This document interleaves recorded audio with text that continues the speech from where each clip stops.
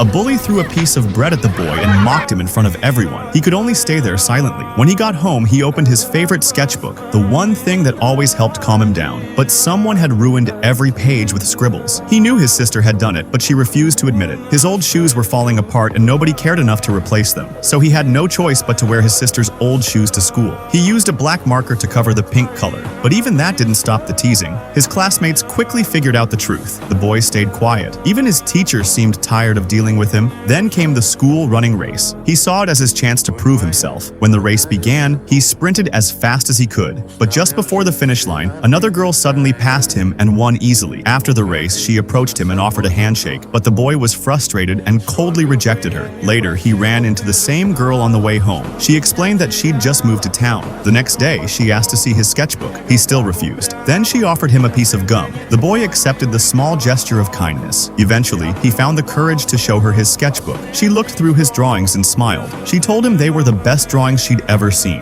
For the first time, the boy felt truly understood. After school, he noticed the girl sitting alone in the back row. That was the bully's seat. So he quickly pulled her over to sit beside him. She sincerely thanked him. From that day on, the two became closer. Eventually, they decided to have another running race. They sprinted across the grass until they reached a forest. Then they spotted a rope hanging over a river. The girl grabbed it and swung across the water, laughing as she flew through the air. Then she disappeared deeper into the forest. The boy followed her. Eventually, they discovered an abandoned treehouse. They began collecting materials and transformed it into their own secret hideout. It became their little world. Then came the boy's birthday. Nobody in his family seemed to care, but his best friend did. She gave him a gift. When he opened, it was a brand new set of drawing supplies. It was the best birthday gift he'd ever received. On the way home, heavy rain suddenly began pouring down. They said goodbye, excited to see each other again the next day. But the boy had no idea that would be their final goodbye. The next morning, his parents gave him devastating news. His best friend had fallen into a river and died. He refused to believe them. He rushed to her house. At the funeral, her father hugged him tightly.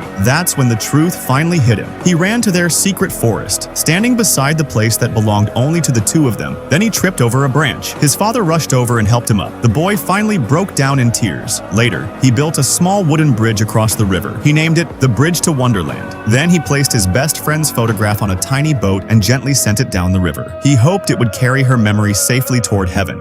If you love your mother, like and subscribe to the channel and comment, "I love my mom."